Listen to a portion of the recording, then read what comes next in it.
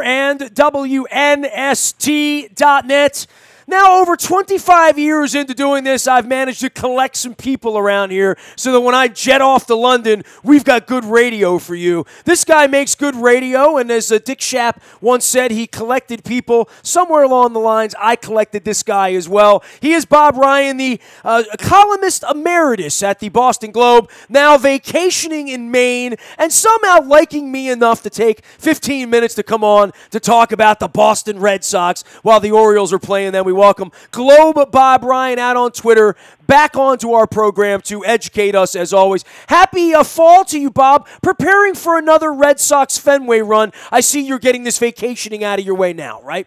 That is true. They end up the season with a week at home, and including, which could be very interesting, a 4-game series to end the season against the Astros at home.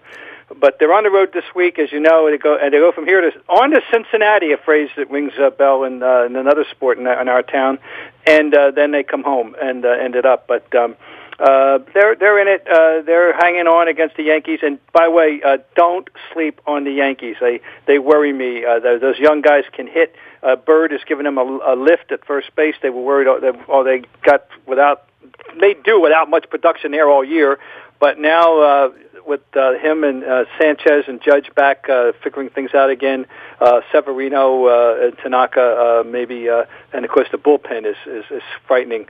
So they're going to be a tough out once the playoffs come. Well, I mean, I guess we've all sort of made it a foregone conclusion that the Yankees will be the wild card team, that it's hosting the game 2 weeks from now, and I guess the Twins, the Angels, somewhere in there. But, you know, it's not a foregone conclusion, and quite frankly, it's probably been pretty good for both franchises, the Yankees and the Red Sox, that they've had to play this thing out in a way that Houston sort of hasn't had to, and certainly what Cleveland's done over the last month. I mean, you've been watching baseball longer than me, Bob. This has been the damnedest thing. I mean, I was here for all the losing back in '88 that Ken Rosenthal references. I was his assistant on the desk at the Evening Sun here during that period of time and remembered how awful that is, but we've never seen anything like this where a team could go 3.5 weeks without losing a baseball game. No, not since the A's. I never forget that A's thing back in the early part of the 20th century, but the A's did it with 20 straight, and they didn't get it done. I was thinking about the teams that had the multiple winning streaks over 20, to my knowledge, in the 20th and 21st centuries.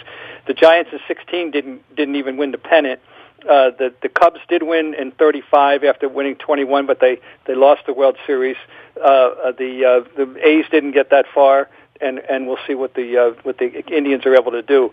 But we know they're for real. They came within one inning of winning the World Series last year, and they had a very slow start. But that pitching depth is absolutely top rate, maybe the best in baseball, really. And they did all this without Andrew Miller, and he's back. So anyway, there's a lot of interesting storylines going into the playoffs. You've got them, and you've got, of course, the Astros with the situation in Houston, which is very heart-wrenching and emotional, very similar to what Boston had with in a sense, with the marathon bombing in 2013, and the Red Sox did get it done. You got the Dodgers, and what are they really? What do we make of the Dodgers? You got the Nats, who have been knocking on the door for a while, and maybe they got a shot. So there's a lot of interesting questions out there. Well, and teams that have felt a little bit dominant, right? I mean, certainly the Dodgers went through their period where they looked like the '84 Tigers. The Nationals, it's never been in dispute all year. The Cubs had their accidents and their trip-ups, and last year they were thought to be, unsolvable, and in the end they were. Now they're just going to participate. So for the Cubs and the Red Sox, the expectation has been lowered, but I think it's been raised dramatically in Cleveland. Clearly, Houston did things to raise that. The Nationals and the Dodgers have been nothing but disappointments in October throughout all of this. And so, I mean, there's incredible storylines, but from your Boston storyline, and we play the Red Sox here this week with the Orioles while we're getting ready for this London trip, which I'm going to be hitting you up on in a couple of minutes, it feels like no one in the Red Sox kingdom thinks that they're going to be having a parade before the Patriots do again somehow. Yeah, that's interesting because they shouldn't. I'm not confident that they're going to do very much in the playoffs. I don't trust any pitcher any longer other than, and believe it or not, Drew Pomerantz. Sale has tailed off, which is his custom, and he's really showing apparently a workload problem. And he's just not quite as sharp. He's still striking out guys, but he's making more mistakes in the middle of it all. And he's been very mortal since the beginning of August. their lineup has droughts at times. Mookie Betts is quietly inching his way to 100 RBI, despite not being the same player he was last year. The one guy I'll tell you I do love is Benintendi. He's going to be a keeper for a long time. But anyway, the Red Sox should not be considered as a major threat, I think. I would not favor them against the Indians without any question. The Indians beat them last year, and they would probably beat them again this year. And I'd make them no better than 50-50 against the Astros. And as I said, if they were to wind up in any way playing the Yankees, whoever plays the Yankees, I think they're going to have to work for it. Doesn't take much to get a referendum on the Patriots, right? Just lose on opening night, and all of a sudden, well, they can't go 19-0. Clearly, they righted the ship over the weekend. I got a couple of home games here coming up with the Gronkowski thing, the Edelman thing. I know Brady walks on water, but, I mean, at some point, somebody's got to be able to go catch the ball, right? Yeah, absolutely. He's had years where he's made. I used to say he could make a 100-yard receiver out of a hat rack. And he's done it at times, but in the long run, you need some quality players. And they thought they had it all solved this year. They added the one piece of the puzzle that they did not have, which was a burner, a field stretcher when they got Brandon Cooks. But in the meantime, they lost Edelman, the great move who moves the chains the way Welker used to. And now we don't know what the outcome of Gronkowski's the groin thing is after yesterday. That was a very disconcerting sight. He was on his way having a Gronk day, a touchdown, 6 catches, 116 yards, and now we don't know exactly where he stands, and that would be a big blow because they do not have a Martellus Bennett backing him up this year at all. And they managed to win the Super Bowl without him last year, but this year's a different makeup. But Brady, the history, Nestor, of both Brady and the team is that they're the bounce-back kings.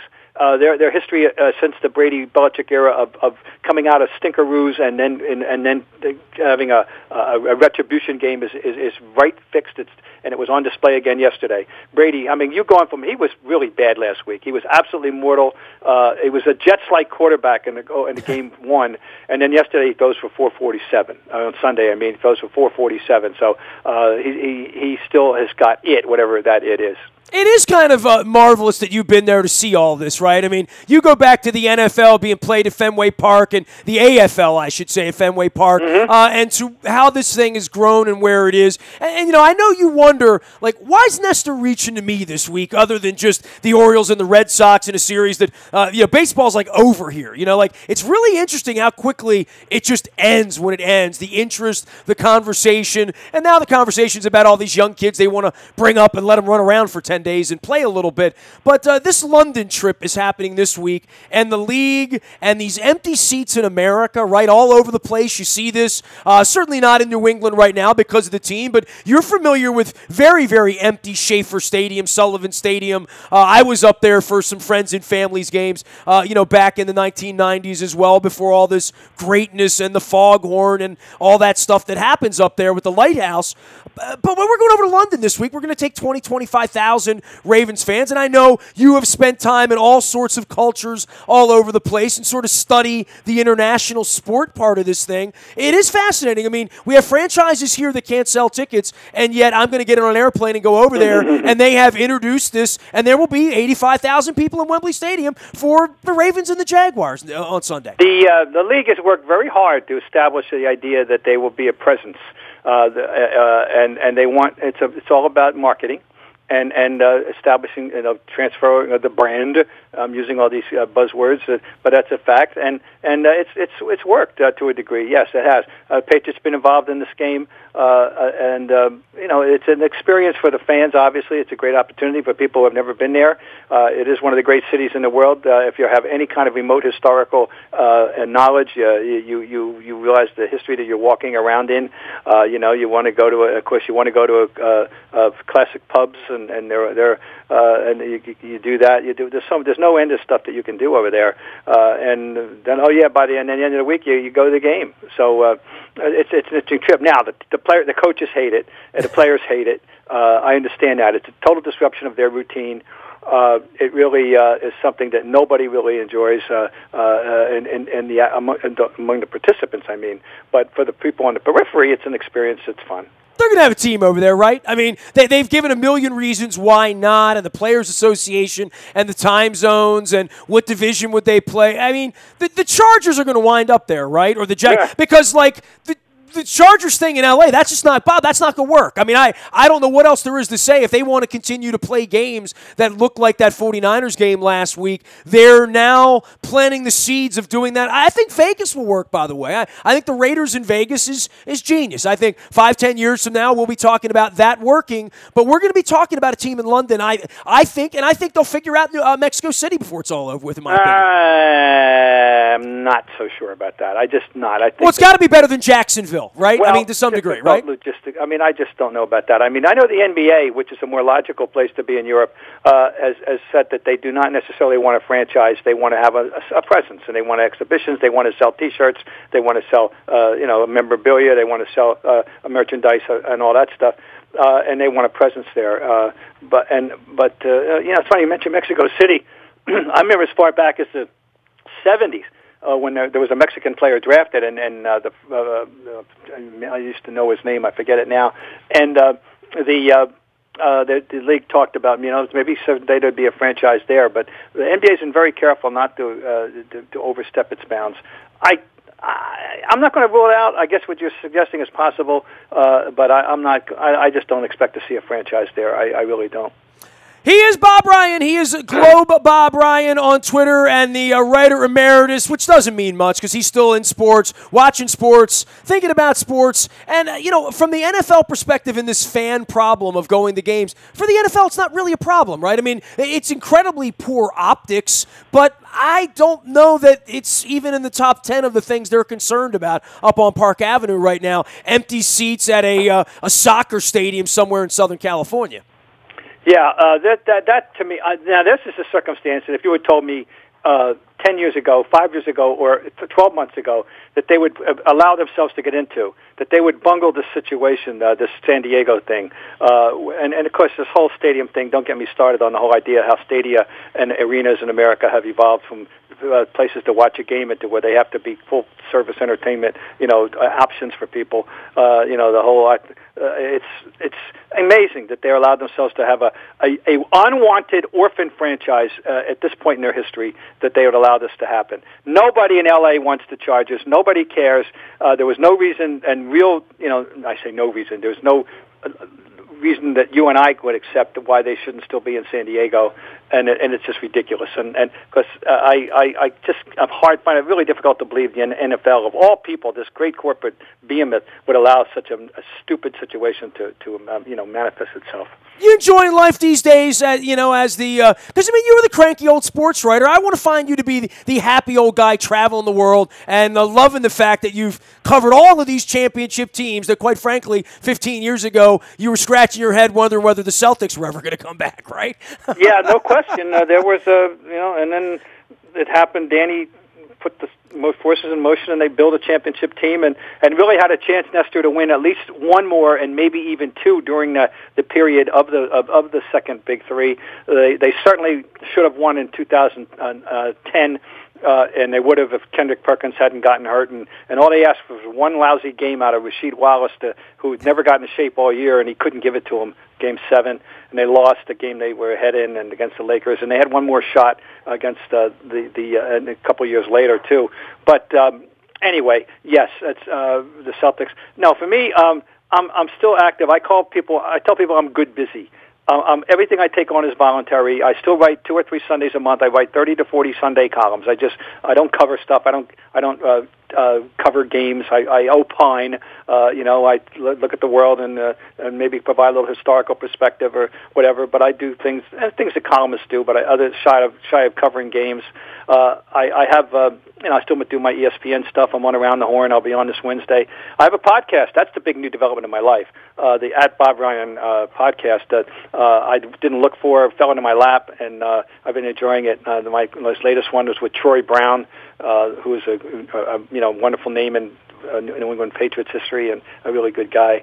So I'm enjoying myself in that regard. I still keep my finger on the pulse as much as I can. It's fun talking to people you really want to talk to. That's my format. People say, hey, what are you doing at NST these days? We don't take phone calls here, Bob, anymore. I literally just call people I like and talk to them about sports. That's what the podcast is, right? Like, hey, who do I want to talk to this week? I want to talk to Troy Brown. We'll call him, Yeah, no, that's right. And our emphasis is called the Bob Ryan Boston podcast. And the idea is to really, micromanage it locally as much as possible. It doesn't mean I don't want to. I want to, have a balance between Boston-oriented people and people outside the Boston purview, but maybe who have some connection, whether they played against them or coached against them or whatever, a writer from another city, whatever. But you're right. No, it's been fun so far.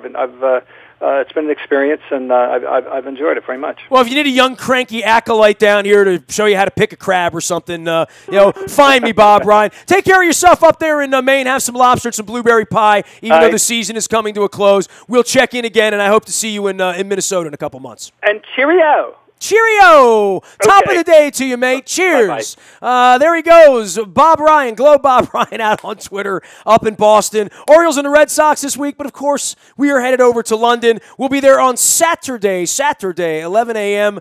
at the Fox at XL Pub. It is off the Royal Victoria stop. Very easy to find. You can find us on Facebook, Twitter, LinkedIn. One party, one afternoon, 11 until 2:52. We're going to march down to the Emirates Air cable car and take the purple cable car over the River Thames to the O2 Arena, where everyone can find good food and drink, and as Bob Ryan would say, cheer. Over in London this week. It's going to be a good week. Nasty at WNST.net finds me. Anything you miss here, you can find in the buyatoyota.com audio vault 24 hours a day from anywhere in the world. We will be monitoring the Terps this weekend as well over there when they play their game. It'll be later in the afternoon as well, and we're going to be getting around. So some Facebook Live, some video, certainly a bunch of our friends that are going on the trip with us, my son, our family, and of course our beloved cat who is struggling here. We're going to send good mojo to Kitty while we're over in London, and hopefully she's on the mend as well. Appreciate all the love for our cat this week out on social media. It's been a weird one around here, but I do appreciate Bob Ryan coming on as well on his working vacation in Maine. People like me. I feel like Sally Field. They like me. They really like me. Nasty at WNST.net, Facebook, Twitter, LinkedIn, Snapchat, Instagram, streaming live on our Facebook from throughout the UK and the Tube and the Channel. We are WNST.net, AM 1570, and WNST Towson, Baltimore, and we never stop talking Baltimore sports.